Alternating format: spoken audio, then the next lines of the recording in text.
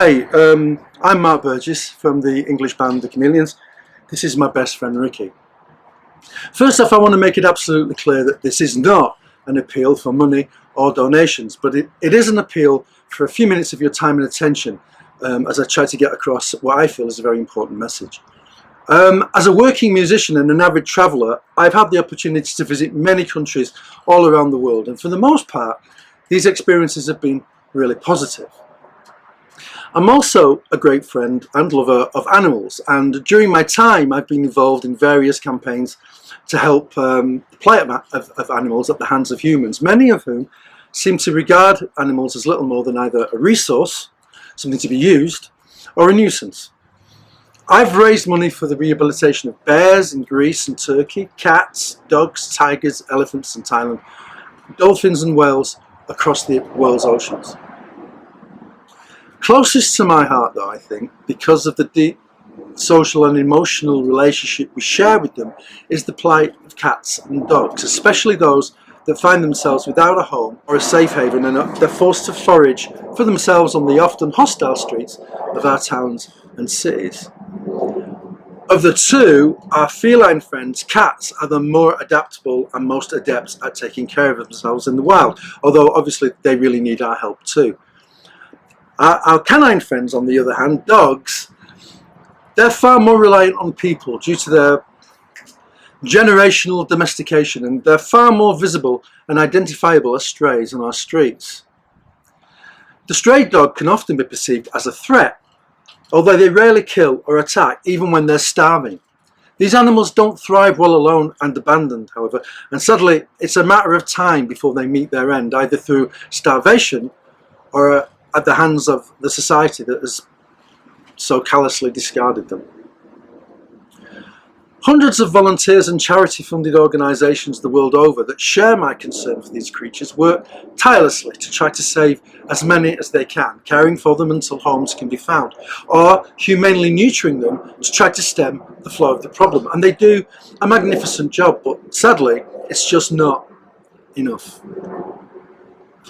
Whether due to economic problems or merely disdain or neglect, more and more of these creatures are finding themselves scavenging on the periphery of society until eventually they're rounded up by local authorities and disposed of in the most callous way imaginable.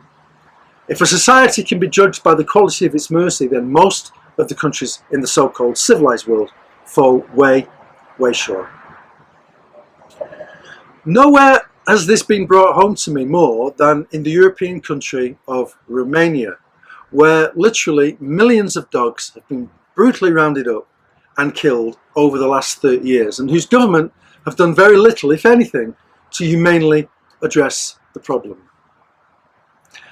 I had the opportunity recently to visit Bucharest and some of the surrounding districts with my Romanian girlfriend. It's such a great country to visit. Great food, great people, great bars and restaurants, beautifully historic, and yet highly sophisticated.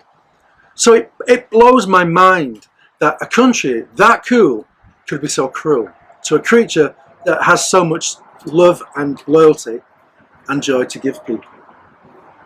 So I'm calling on all of you, artists, bloggers, vloggers, poets, writers, musicians, or anyone, regardless of what you do in life, if you care as much as I do for these animals, please voice your outrage and write to the Romanian government. Ask them why they've spent over €1 million rounding up these animals and brutally killing them, instead of addressing the root of the problem by way of neutering programs alongside the specialist volunteer organisations that exist in that country. Programs that have already been successful to some extent, to a great extent anyway, in countries like Thailand and the United Kingdom, the United States and Germany and so many others. Urge them instead to use this money to establish organised neutering centres and promote responsible ownership. Seeing the brutal way the Romanian government is dealing with this problem, it's traumatising for adults. So I mean, imagine how traumatising it is for our children who see this going on in the streets. If enough of us write to them, maybe, just maybe, we can make a difference. Maybe we can shame them enough to want to adopt a fresh and more humane approach. Maybe they'll get the message and maybe they won't, but at the very least, if you're an animal lover, and especially a dog lover like I am, at least you'll feel that you've tried. And it's not going to cost you a dime, right? It's a postage stamp or an email. Dogs are teachers, you know. My first dog, Sam, taught me what unconditional love was. So in that respect, he's the greatest teacher that I've ever had. That's right. They're often our closest friends. When life drags us down, they're there for us.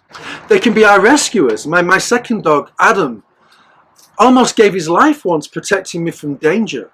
Dogs have found people buried under earthquakes or avalanches. They've searched for the missing. They've even been known to be decorated for bravery by the military. These creatures deserve our respect, not our contempt.